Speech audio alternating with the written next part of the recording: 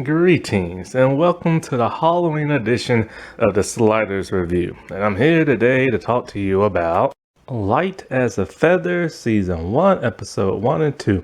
I decided to combine both of these because it's like, it's about like premonitions and death, and it doesn't really get to the death until the second episode. This is one of my all-time favorite Hulu shows, which is really um not that surprising for me because I don't really like that many Hulu shows. I just can't get into them. This is one of those awesomeness shows. And Chachi is actually in this again, but she has a very, very small role. And Peyton List from Bunked and Jesse, she's in this. This was one of her first roles outside of Disney Channel. She drinks, she swears, she's she's a little bit of a stuck up, slightly mean girl a little bit. Not too much of a mean girl, but just slightly. It's not like Tori from Cobra Kai. But yeah, and she does like a really good job in this. It's really nice to see her expand away from Disney. And so this is like one of my all-time favorite Hulu shows. And it lasted for 2 seasons. The first season, both seasons are really, really, really good. Just the second season kind of changed.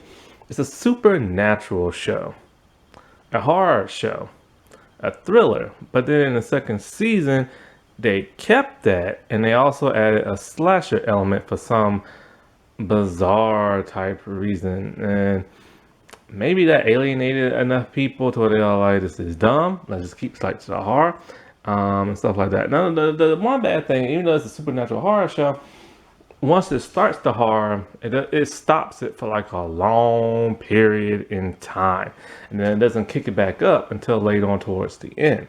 So that kind of sucks, you know. But it is what it is. You know what I'm saying? So, okay, this show, it starts off and like, well, first let me talk about the intro. The intro is great. I love the intro. Normally I like a full intro, but this is just like a title card sequence intro. And it's a random girl. She's being levitated in the air. And towards the right, we see like flowers. They're like blooming. And then the flowers turns into butterflies. Why? Because for some reason, butterflies are in this episode and it's kind of creepy. But there's never no explanation as to why there's butterflies. So it starts off and it's a group of girls that at a cemetery and they're just hanging out, drinking, having a good time. You know, I will say this about the cast. The cast does an amazing acting job. Unlike most awesomeness shows, these are not like online personalities. These are like legit people who went to like acting school and stuff like that. Most of these people you'll see like in streaming shows, like the girl who plays Alex, the Asian girl. God, I forgot her name. I think it might be Brianna or something like that. She does a lot of streaming shows. She's about to be, and I know what she did last summer, the Amazon TV show that's coming out in a couple of days. I'm worried about that show because it's like, you know, I watched Scream the TV show, and Scream TV show was just okay. It was no slasher. Wait till I start talking about that show. Whoo, the deaths in that show are like horror movie worthy. In fact, in Slasher the TV show, they surpass a horror movie. It's that brutal and stuff. But anyway, back to this show. So Peyton List is in this. So the girls, they're all like, you know, they're hanging out at the cemetery, they're talking, they're having a good time. And all the girls know each other except for Violet. And Violet is like the new girl at school. So the group of girls is McKenna. She's the main girl. She's the one with the long brown hair. There is Alex. She's the Asian girl. There is Candace. She's the black girl. And then there is Olivia. She's the blonde girl. And so Violet is the other girl more towards the right. And so like they're all like, y'all want to like play some games, and they can't think of nothing. But Violet's all like, well, there's a game I know. It's pretty fun, a little intense. Um, It's called Light as a Feather, Stiff as a Board. And the girls are like, what are we like in like middle school again or something like that? Because they're like 17, 18, something like that. No, I think they're 18. And so she's all like, oh, but this is a different version. This one tells you how you're going to die. And the girls are like, whatever. She's like, it's true. And so she starts to play it with them. And she starts with McKenna at first, but she freaks out and don't want to do it. So then it cuts from that to earlier, like that day. Before I get into early that day, let me get into this part. So when they're there at the cemetery, this dude shows up and scares him in a Halloween mask. It is Olivia's boyfriend, Isaac. And he's just, we'll get into him a little bit later. But he just wanted to scare them and then he left. Also involving Isaac, one interesting thing is that when he shows up, he looks at Candace and she gives him a very odd look, like something's up. We don't know exactly what at this point in time, but we find out in the second episode. So we see McKenna the next day and she's at the house, and this is like prior to that night.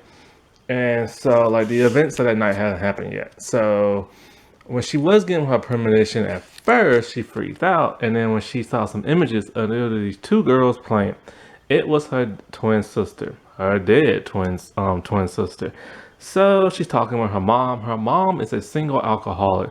The dad is a no-show, and he's still around, but he barely hangs out. And so she is still to this day grieving with the death of her sister that happened a few years ago. And so it's really like hitting her hard, and it hits her mom even harder. Her mom's an alcoholic. And so when we see the girls at school, one cool thing about this cast, like I said before, they have great chemistry. Like they're good. Like they do a really good acting job, but they have such great chemistry that you think that they're best friends in real life. Like I've never seen such great chemistry like this before on a teen show of all things. It's like they act like they've known each other for years and stuff. And so um what's so Alex shows like Candace a picture of her girlfriend that she just, or a girl that she's interested in, because Alex is like a lesbian. And one great thing about this Alex character being a lesbian is that it doesn't feel forced whatsoever. It feels so natural. However, in the first season, it's kind of like glossed over. Like we know she's a lesbian, we don't really see nothing that much. In the second season, we see a lot, and it's just like a natural, progressive relationship. So it's like not forced. That nobody has like a problem with it. Like it's just like great. You know what I'm saying? Same thing with Candace. Candace, you know, um, we do find out later on something about her when it involves her mom, and it doesn't feel forced. It doesn't necessarily feel out of place, only because this is still the first season. You know what I'm saying? And they're not trying to get like preachy or nothing like that with her because she's a black character and a person of color. It's like these characters are treated just like that, like characters. You know what I'm saying? Um, and so when they're at school, they haven't met Violet yet, but they're about to. See, Olivia shows up to school. Now, Olivia is the rich girl. Like I said before, she's a little stuck up. The whole world revolves around her type thing, but she's not really so much mean. Like, only slightly mean, but not really, you know? And so she gets a ride with her brother. Now, her brother is named Henry, and he's in college. I think it's his second year, so he's about like 19. And he can tell and see that, McKenna is kind of crushing on him, and he's kind of crushing back. Now, she's 18, so that's like totally okay. But she's still in high school, so it's kind of like, yeah, you know what I'm saying? And so, they're talking and everything. And so the girls are like at school. One thing that Olivia likes to do is her and her boyfriend like to pull pranks on each other around Halloween time. So she set something up in his locker, and her and the girls are spying and they're waiting for it to happen. It kind of backfires because then Violet shows up because her locker's next to his. When he opens it, It's Violet that gets sprayed. Now she gets sprayed with some type of red liquid. We don't know what kind of liquid this is. We don't know if it's blood, real blood, fake blood. We don't know if it's paint or whatever. But she has her Carrie moment. Face is all covered in blood and hands. She is freaking out and she screams and just like hollers, and it freaks everybody else around her, and she runs into the restroom. And so as a result of this, Candace is kind of like, this girl is a freak and she don't want nothing to do with her. Like, she's just hollering and screaming. However, McKenna is the only one who befriends her in the restroom and consoles her and everything. And, you know, her and Violet are starting to like bond and everything. And Violet feel like she has a friend in McKenna. When the girls are all like at a boutique, cause they're shopping for dresses, cause some type of like prom or banquets coming up. McKenna's all like, you know, they should start hanging out with the Violet girl, and they're all like, no, she's kind of weird and freaky, and she hollered and screamed like a maniac and stuff. And you know, McKenna's all like, you know, but she doesn't have no friends. She's new, and you know, it's kind of awkward. And then Olivia did prank her pretty bad, and so they're kind of like, hey, fine, whatever. We'll invite her to our annual like cemetery thing. Well, when they're at the boutique, they're trying on dresses, and McKenna's family's not that rich, and the dress is over $300, close to four. And so she knows she can't get it. And I think Olivia offers to like let her wear one of her dresses or something like that, or something like that, but you know, she declines and everything.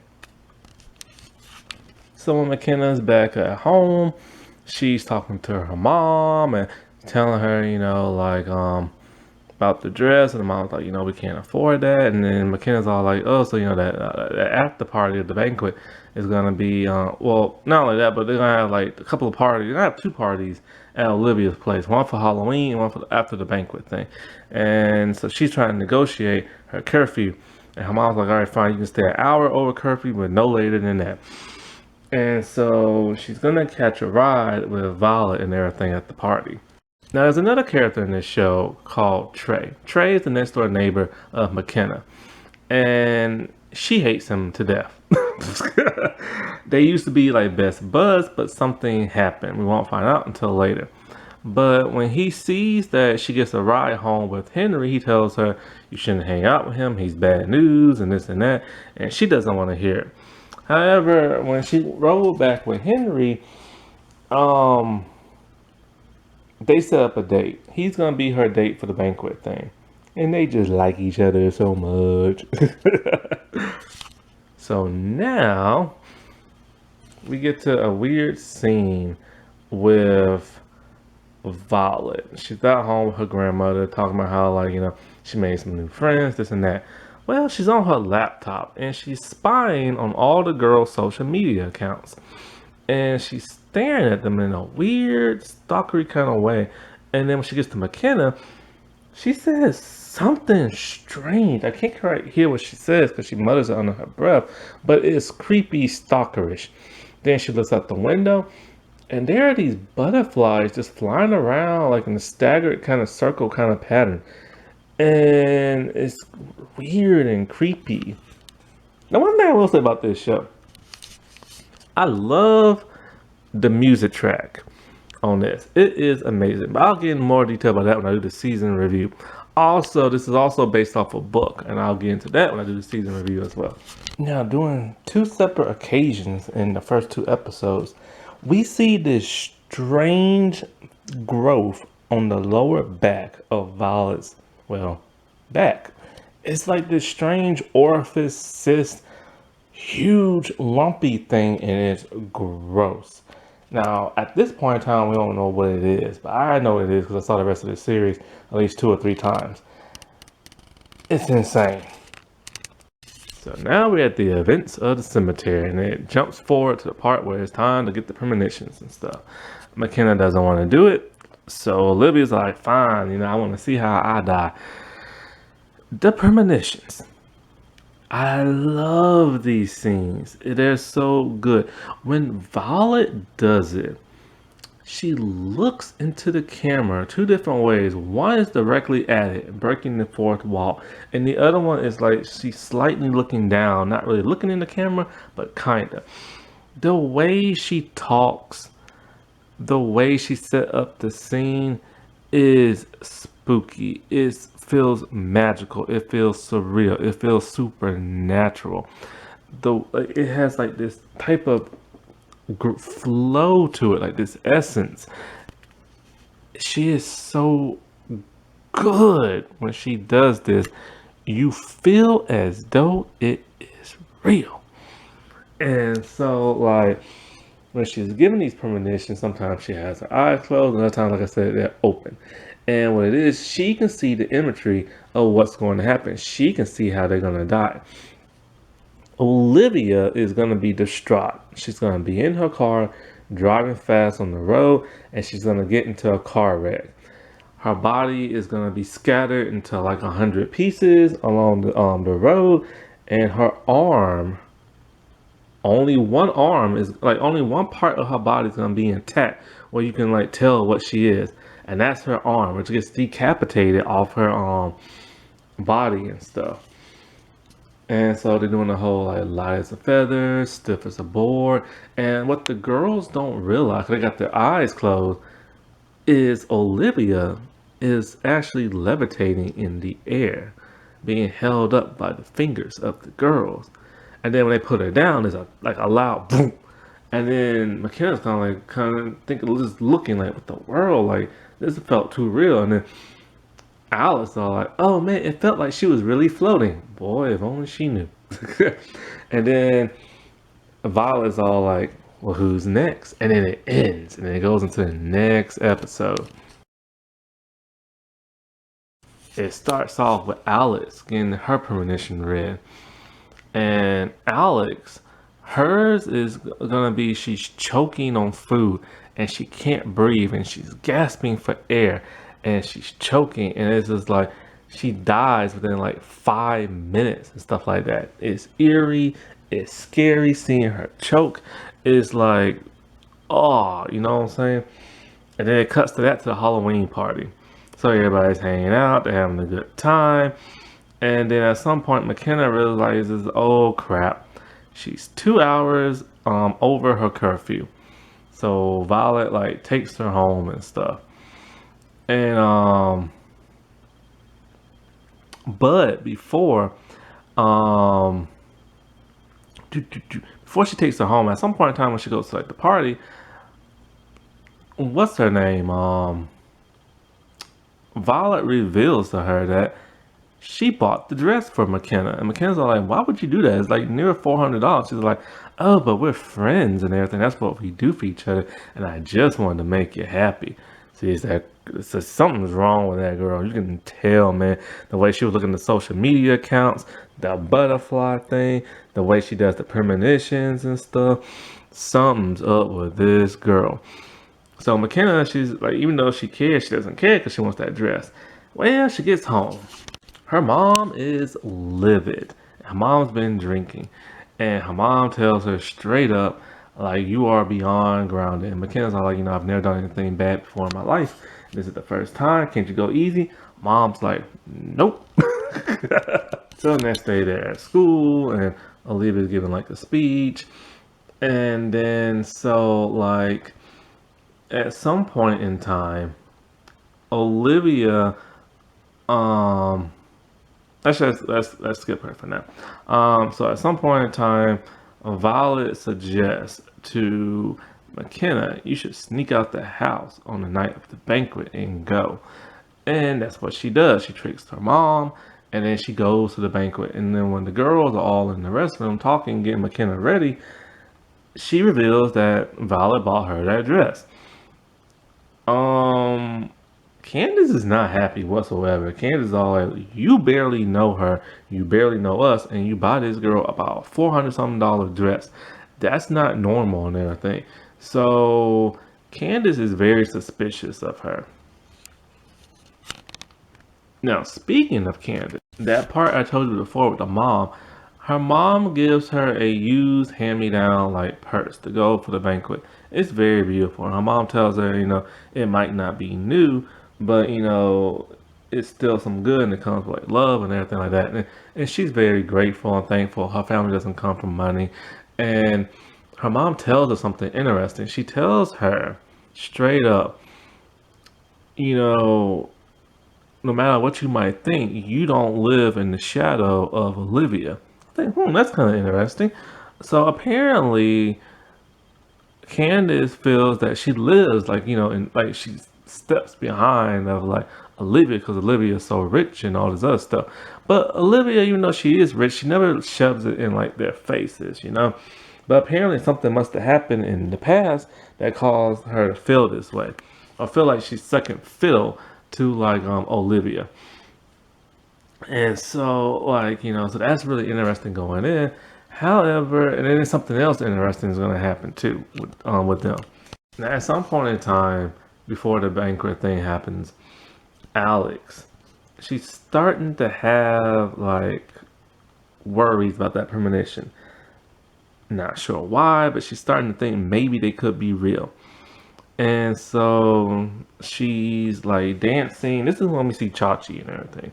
So that she's dancing in the gym with the rest of the girls, and she's upset. And so she's not really feeling it.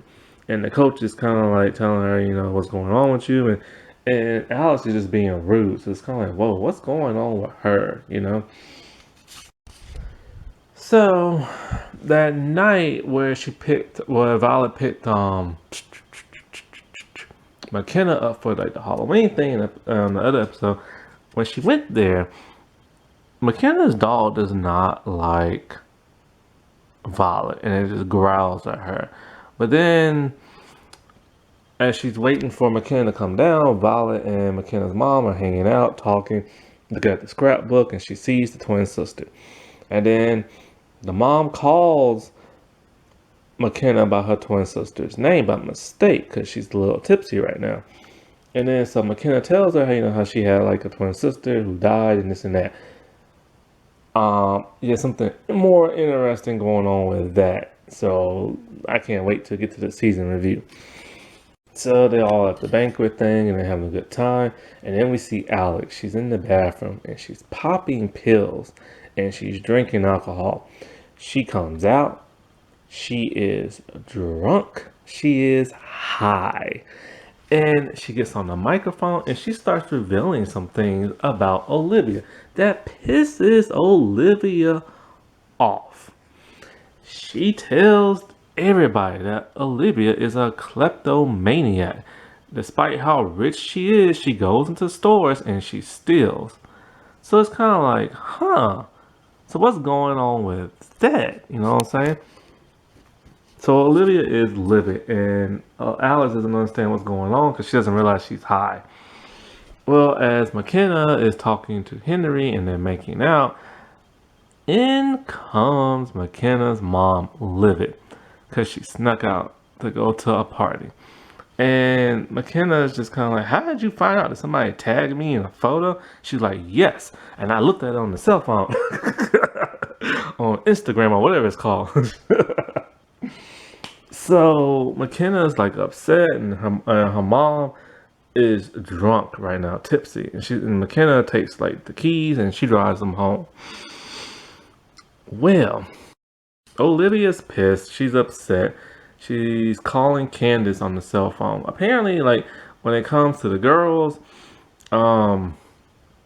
McKenna and what's her name? Alex are like besties, and Candace and Olivia are besties. So Olivia's calling like Candace, and she's all like, "Where are you at? Like, I'm having the worst day ever." I think it was. It was the banquet, the party thing after the banquet. It's because of what's her face's birthday. It's Olivia's birthday. And so she's like, where you at? Like, Alex just like pissed me off. She can't find McKenna nowhere because she doesn't know McKenna went home. She doesn't know Violet that well, so she don't want to hang out with her. And she's looking for, Candace and stuff. Well, At some point in time, in comes like Valen. She's being all nice, and they're like, "We're gonna go look for like Candace." Candace is making out with Isaac. I don't know what's been going on between her and Olivia, but she decided to steal Candace man. And at some point in time, she kind of pulls away. She's like, maybe we shouldn't be doing this and everything. Or maybe he says that. One of the two say that. So it's kind of like what went on between them two and stuff. It must be like a jealousy thing. Where she feel like she's second fiddle to Olivia, and that so she just wants kind of like what Olivia has or whatever. So then Olivia and Violet are staying there as Candace is making out with Isaac. They're like, oh no, and then she Olivia just can't take it. She can't take it anymore. She leaves. She hops in the car and she drives off, distraught. And I'm thinking to myself, oh crap, it's about to happen. That premonition. We see Olivia hitting that gas. She's on the phone. She's like cussing out. Yeah, Peyton, let's get the cuss in this episode. So she's cussing out Candace and stuff. She's driving hysterically. She's not keeping her eyes on the road. When she looks up, there are the headlights. And it's just like, boom, you hear the noise, right? And so next thing you know, it cuts to that to Henry and McKenna. He snuck over to her house. They're hanging out a little bit. We see Alex. She is like looking at the online because she wants to see if there's been like a car wreck. Because she just has a bad feeling about those premonitions. For some reason, she just thinks they're gonna come like alive, and she calls Candace. But then we see Olivia alive in the car, and she is looking worse for wear. And we see Trey pull up, and he gives her a ride. It cuts to that to Alex like talking to Candace on the phone, and she's watching the news. And so we know Olivia's okay and everything because she got in the car with Trey. But then Alex is beyond distraught as she's watching the news because it reports that there's been a huge car crash and a girl body has been splattered all over the road, and the cops have found a severed arm. It is Olivia. See, the premonition was a little off. It wasn't just like Candace in the car by herself. She was in the car with Trey. So the event still played out. And so she calls the other girls and they're all upset. And we see Trey, he's upset. And we see just the severed arm on the ground. And it is disgusting. And it's like, holy crap, it came true. So it's like, uh-oh, what about Alex? Like, she's going to start choking at some point. And we don't know what Candace and McKenna's premonition are about until the next couple of episodes. This is a very, very good show. So many people love it, but not a lot of people talk about it on YouTube. There's this one YouTuber, she talks about it, and that was a couple of years back. But it's like nobody ever talks about the show, but people are invested in it. It ever got like renewed, but sadly, like I said before, it got canceled. And so it's a shame. I see why it got canceled, and I'll get into that when I do the season reviews and stuff. Because like I said before, it kept you suspenseful, but it didn't really pay off. But it kept getting you more interested in other ways. So yeah, check this show out on Hulu. It's so good. It's a great drama. It's a teen show, for crying out loud. Like, what's that about? Like, you think an adult show would be more interesting than that, but no, the teen shows are really kicking it up. That wasn't that spooky. All right, well, I shall talk to y'all later. Bye.